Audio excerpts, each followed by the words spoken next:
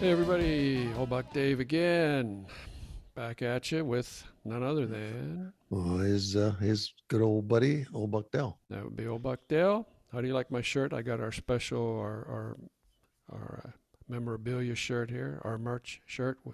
We haven't sold too many of these yet, but I kind of like the red and gray striped look.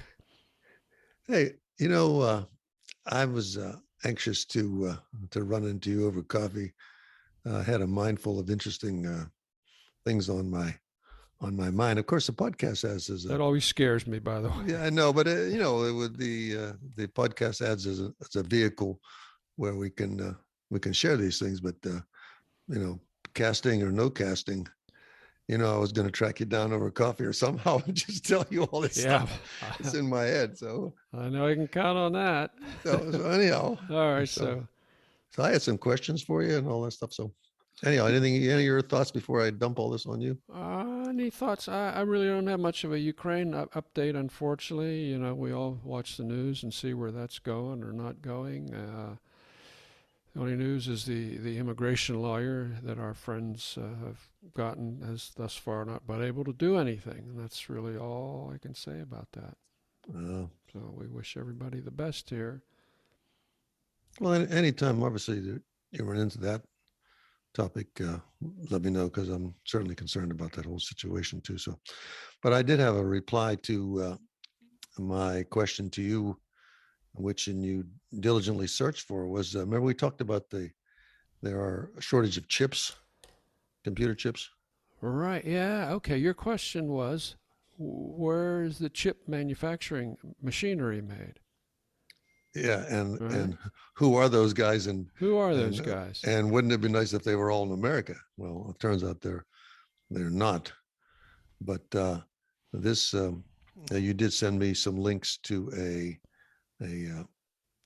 stock what a stock selecting company or something that advertises recommendations for stock market. Well, they mentioned a number of these manufacturers. Several of them are overseas, obviously in Taiwan and Japan, but the the market for their stock is pretty good. That's what this was about. It didn't tell me all the particulars on it, but they have so much equipment already in place that they service, and they're constantly modifying that. But I don't think any of them are made in America. I think they're mostly overseas. Well, So we need to get a couple of them places as I recall, the back in the biggest one states. is in the Netherlands. Yeah, The guys, the folks that make the ultra latest, super duper greatest chip manufacturing equipment are in the Netherlands, and that's technology that China does not have. So there's and a delineator there, I guess.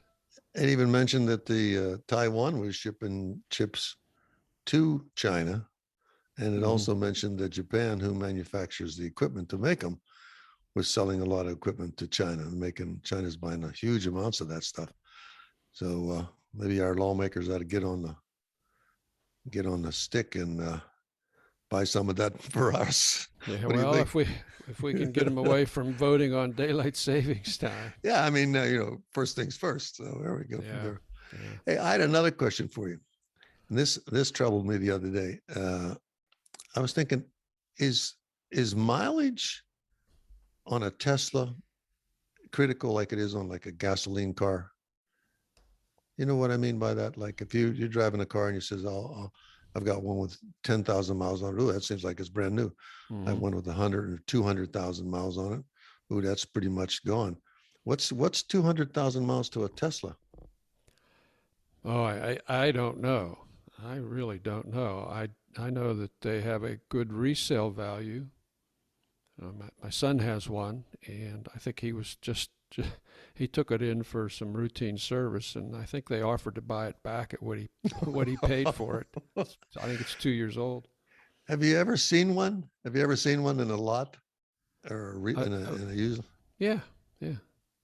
I mean, not like at a Tesla shop, but I'm talking on a like out there in a used car lot with the Oh other. no, I guess I haven't. No, I can't say that I I've never have. seen one. No. Like if you go to a Buick dealer or Ford dealer, and you're looking at the Florida Explorers or something, and you see a couple of Teslas. So mileage would be almost a negligible thing in an electric vehicle. Right. He said, I tease him from time to time about all his car toys, and he said, well, yeah. And I said, yeah, you could probably sell that Tesla and for a lot of money.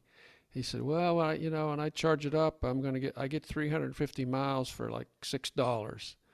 He said, how are you doing, Dad? What's it cost you to get 350 miles? Oh, 75. Yeah. So how do we answer that question? I mean, I'm going to say collectively we believe that the mileage really isn't the big factor on those cars. I mean, it would just be the number of rotations on the wheel or actual distance it traveled, but the wear and tear would be almost like nothing. I'll check with my son, the car wizard, Mm-hmm. and find out what he knows, and I'll get back on that one. All right, that's a deal. Done. Hey, while I got you, Dave, You got me.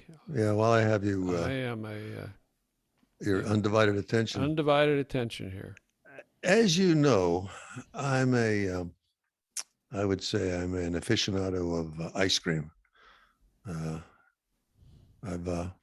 I've eaten a lot of ice cream over time, sometimes too much. Not going to touch that line. Well, things you learn the hard way. You're tossing the softball up there, buddy, but I'm going to let it go. So anyhow, I'd been a fan of Breyers. You've heard of Breyers? I've heard of Breyers. I've had Breyers, yeah. And then I tried I got hooked on Neapolitan of a local brand. Was pretty good. But to make a long story short, here's my ice cream story. This is, and the old Bucks pass this kind of stuff on as a public service, and then we never, we don't make this stuff up. It happens. These are things that happen to us. So one day, somebody wanted to give me a gift to thank me for something. I don't know why, but anyhow, I came with 2 quarts of ice cream, and it was from a name I never saw before. So to be polite, of course, I'm going to eat it. And you'd eat it anyway. Yeah, You'd eat it rudely. You'd eat it rudely, even not polite. Go ahead. Sorry. So this thing was called Mayfield Farms. Mayfield Farms. Mayfield Farms Creamery. I don't have any idea what subsidiary that could be from, or who actually makes this, but it's not out of Normalville. No, okay. I don't know. Right. So all I know is I went ahead and tried, and the butter pecan, I got to tell you, it was called Southern style butter pecan, Mayfield Farms, was delicious. Absolutely 5 stars. I've since eaten like four containers full of those things. I mean, I just can't stop eating that stuff. Okay. So my shout out is to, if anybody wants to try something different, and this isn't they always seem to have this by themselves, and I never once ever thought of picking it up because I didn't know the name. And now I'm a devoted eater of Mayfield Farms butter pecan Southern style ice cream. So yeah, I'm going to check their listing on the stock exchange. I'm going to get in now before it ramps up. Just because we give a shout out to something, it's not available to all our listeners, obviously, but maybe somewhere they might see that. And who knows, maybe they make several different types under different names. But anyhow, this particular name and style was very, very good. I give it 5 stars. Okay. Yep. Hey, I'm sorry. Go ahead. I did. Okay. What were you going to say? I forget.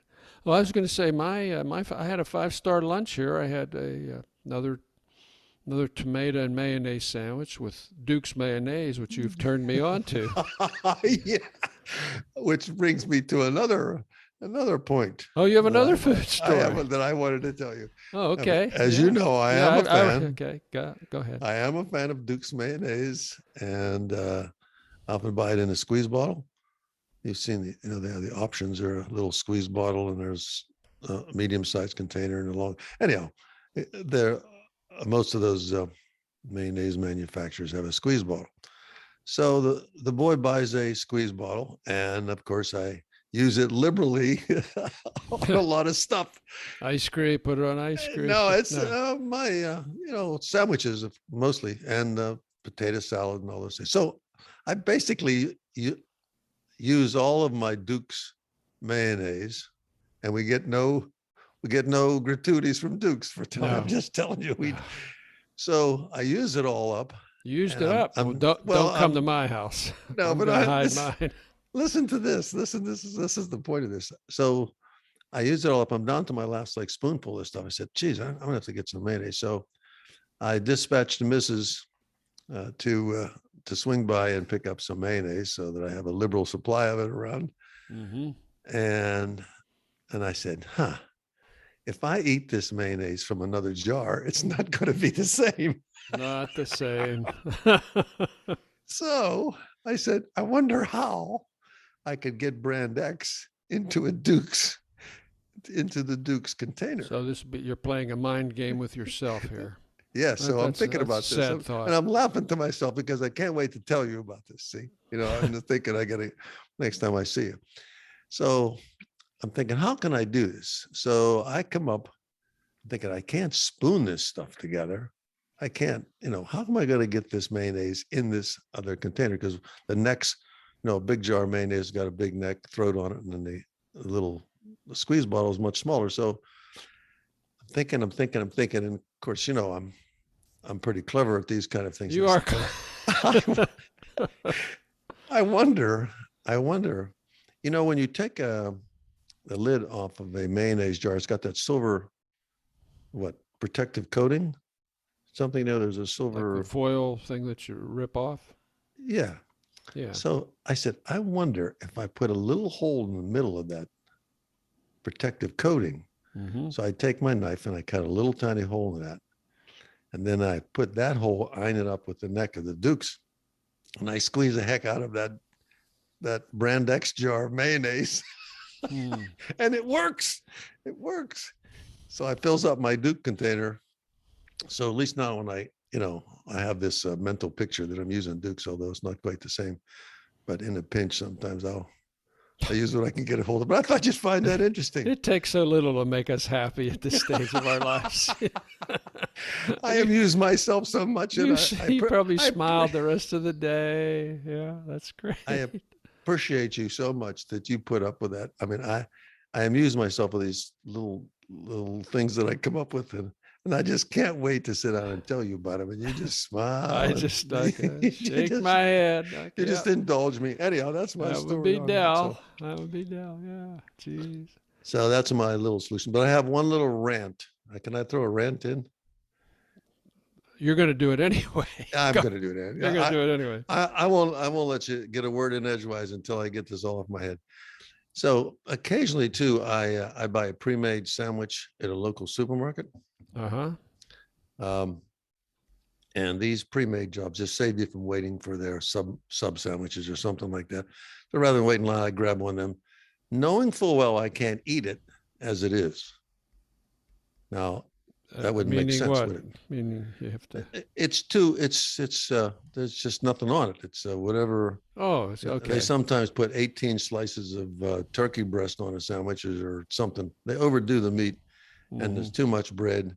So I have to modify this with some Dukes and some other- Dukes. Yeah, I got to modify. But on the advertisement, it'll say ham and Swiss and lettuce. Now this is the catch.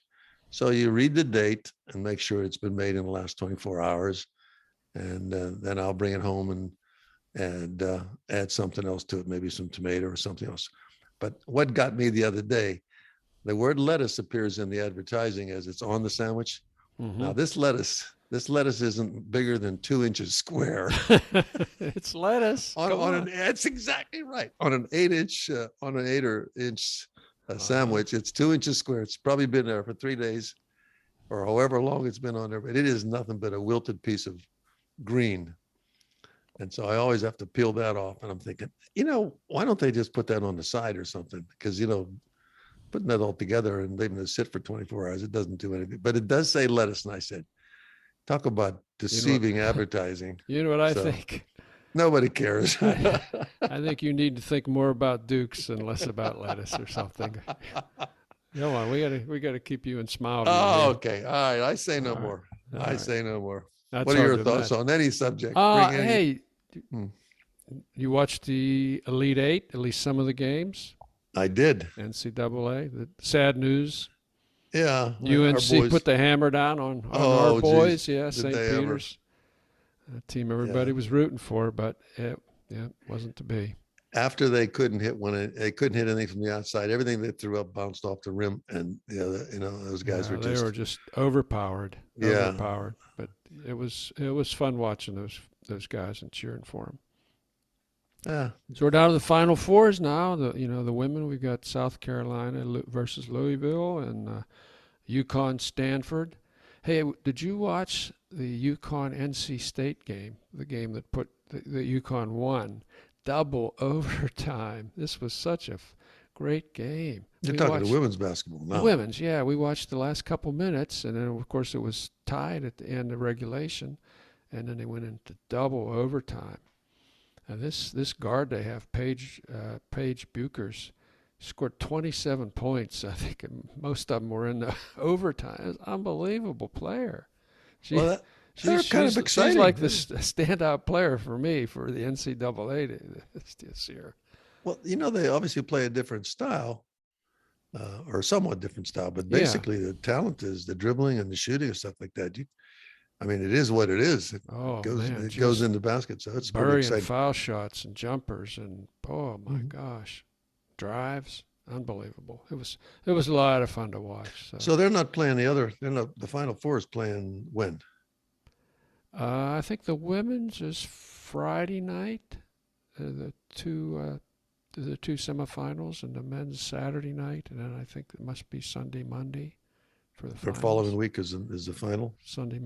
Probably Sunday for the women's and Monday for the men's. Don't quote me on that, but No. that's what I'm thinking anyway. But anyway, No, that's exciting. I'm a fan. It's been a fun year, lots of upsets, and get to see a lot of players. Yeah. Speaking of rocking, did you watch the Oscars? I didn't, but I saw the next day. I didn't, and there was only one thing apparently on the Oscars. Wasn't that sad? That's the sad part about the whole thing. Wasn't that sad? They never mentioned one of the movies that won or why you should go see them or anything. It was like that whole process of advertising and promotions and everything disappeared in one slap. Yeah. And that was it. Look, I like good movies. I love watching good movies. I love storytelling, as you know. I just figured, well, I don't need to watch 2 hours of these kind of self-absorbed millionaires preening each other. And besides, we had friends from out of state. Folks from Boston were down, spent a couple of days with us, so that was great. And we spent the evening the old-fashioned way, watching, talking, watching a little bit of St. Peter's. But oh my gosh, when I saw that the next day, it was just. And the next day. Yeah, just step back, okay? Number one, they hired Chris Rock. He's a comedian. You know what you get when you hire a comedian, okay? You get skewered. That's his job, okay? And I just looked up the quote of what he said. He said, this is a quote, "Jada, I love you. I can't wait for G.I. Jane 2." Now, that was the horrendous thing that he said that got Will Smith up off his chair to walk up and slap him in front of millions of people. That was an assault-worthy comment. It was practically a compliment. Well, it's criminal. It was criminal. Did they drag Will Smith from the room? They did not. They gave him an Oscar a little while later. They gave his buddy actor said, "Oh, you settle down. You'll be okay. It's not. Yeah." So then they gave him the damn award, and he comes up with this BS explanation for his actions, and what a. That's like I meant to pull the trigger, but I'm sorry the bullet hit him. Oh man! It's such a terrible message. I guess it's okay in Hollywood, in their little cocoon world, though. You know, if if old Bucknell was in charge of that, he probably would have made a phone call down to the folks with the card, you know, with the winning card on, with his name on the winning card. I said, listen, scratch his name out and write this Yeah. down. You know, now the Academy's saying, "Oh, we asked him to leave, but he said he didn't want to." So, oh, okay, Yeah, he said he didn't want to. That's okay. yeah. We'll just keep the criminals in the house so we can give them awards. You Cost know, him like his, now every comedian is going to wonder when some idiot's going to storm the stage and attack him or her. I mean, as if it was condoned. yeah, kids are going to see what he did. Like, oh, he's Macho Man. You know, that's sad. That's sad. Chris Rock was the real man here. he You know, was. he He didn't handled he, escalate the situation. He basically diffused the situation. Show went on. I mean, and they lost $1 bazillion worth of PR. hey, So I read well, I read a couple articles about it, but I'd like to read the last three sentences from an article that Tony Norman wrote in the Pittsburgh Post-Gazette. He's a columnist there. mm-hmm. And this is the nicest things he said about Will Smith. Quote, I hope Mr. Smith's 5 minutes of awkward Oscar's glory was worth becoming a human meme. He didn't, quote, protect Jada Pinkett Smith's honor. He threw away 3 decades of goodwill because he, a black man of privilege and unimaginable wealth, believed he could assault another wealthy black man and get away with it. Whether he apologizes to Chris Rock or not, his life as the ebony Tom Hanks is pretty much over. That's right. I think that says it. Mm-hmm. Go Tony. All right, that's all I'm going to say about that. I thought it was a dreadful thing to happen. Hey, I wanted to tell you, Yeah. I was listening to NPR the other day, and they were reviewing a book, which I have not read, but I do intend to read it. It was called The Vortex. Did I tell you? Did I mention that to you? Okay, this is another book review of a book you haven't read. No, it's not. Bring it on. I'm listening. I'm thinking maybe if some of our listeners actually find this book and read it, they might write something in about it. But it was an interesting story about how a storm, a natural disaster that struck a Asian country during a political unrest and had huge loss of life, affected the whole political scene and everything else about this. So this is nonfiction. This is sort of I would say it's nonfiction. Here. This is sort of historical, and that combination is. I think about that because the arguments today about whether there is such a thing as climate change or not. I mean, did you see the recent series of storms? I mean, if this is an ongoing yearly event that goes on for 6 months a year and become worse every year, we're really in for a ride. We are in for a ride. So yeah. I think if anybody happens to pick that book, go ahead and write to us. So the name of it is Vortex? It's called The Vortex. The Vortex. Written by Scott Carvey, Carney, Carny. All right, we'll put a link in the liner notes. Yeah, somebody might want to read that. I thought it was Buckworthy. Yeah, well, it'll be more interesting once you read it and let us know about it, but we'll throw it out there. Hey, you know what I think I'd like to do now? Is I'd like to end with a patch-in of our first recording. We talked about this last week, that we actually did some live audience recordings. And I'd like to end with that. Yeah, I think it's a good idea. I think you can sneak that on. This is for our little foray into this was down live the audience. Yeah, this is the live audience. This was the live audience episode that we did in Naples. We had a couple of people we talked to in Naples that were brave enough to take the stage, and this will be old Buck George talking about a fascinating. Interesting, funny story of working with his youth. It was his youth. In his younger days, working with his father-in-law at the funeral home. Yeah. So. Oh yes, that would be good. I think our listeners appreciate that. Okay. Big shout out to old Buck George. Big shout out to old Buck George.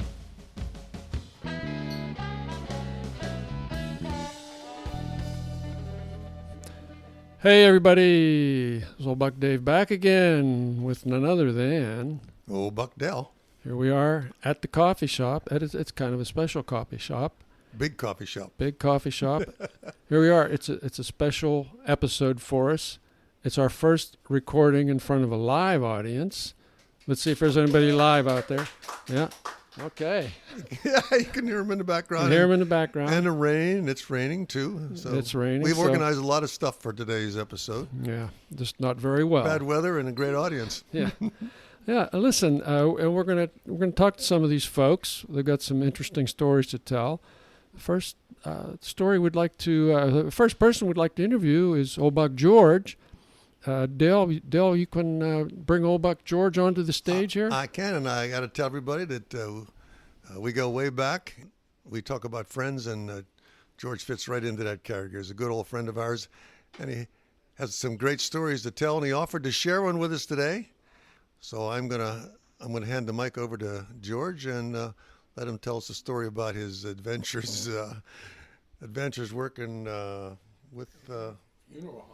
In a funeral home. George has some hands-on experience at a funeral home, as it were. So this is going to be one of George's little stories at the funeral home. Best friend I ever had was my father-in-law. The best friend I ever had was my father-in-law. And he was an employee of a funeral home. Asked me to help him out one day. And he said, let's take a trip to Philadelphia. And I said, sure, I'll go along. So we get in the call car to go pick up a body. And he takes and he crawls in the back. And he crawls onto the cot and goes to sleep, leaving me driving. So you're all alone here, basically. All alone, driving down driving a hearse. Turnpike. Driving a hearse? Yep, looking good, smiling. Smile. So we stopped for gas. And back in the day, people came and they pumped your gas for you. And the guy comes out, he's pumping the gas. And my father-in-law jumps up out of the back and goes, Georgie, where are we? This guy, I swear, had a heart attack because he sure wasn't looking for somebody to come out of the back of that vehicle. Yeah, it's just part of the fun that I had with my father-in-law. He was a great guy. Hey, that's a great story.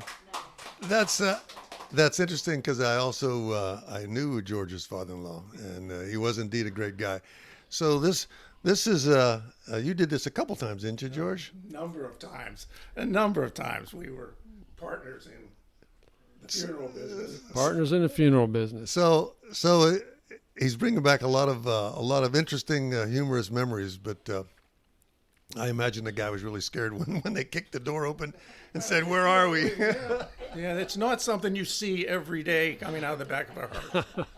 Did you need a special license, or did you have to have a special anything? Not for doing what we were doing. Not just going to. It was called making a removal. Making a removal. And all right, we're all going to be there someday. We're all going to be removed. Yeah, let's not hurry. Just not hurry. Well, listen, it is good to see you again. We don't often get together. When we do, it's always fun. We have a lot in common, and I appreciate you sharing that with us, George. Thanks for letting me. So, what do you think, Dave? How about that for a live audience? I think we need a round of applause for our first live guest. Thanks, George. Well, there it was. There was old Buck Dale.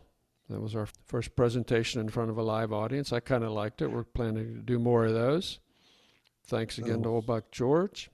And thanks again to you for all the fascinating stories that we got today about Duke's mayonnaise and Mayfield ice cream. And my mind is empty now, so it's probably time to say goodbye, right? So this might be a good time to say goodbye to everybody. All right, then. Old Buck Dale saying thanks. And this is old Buck Dave right behind you. Thanks, everybody. Take care. Bye-bye.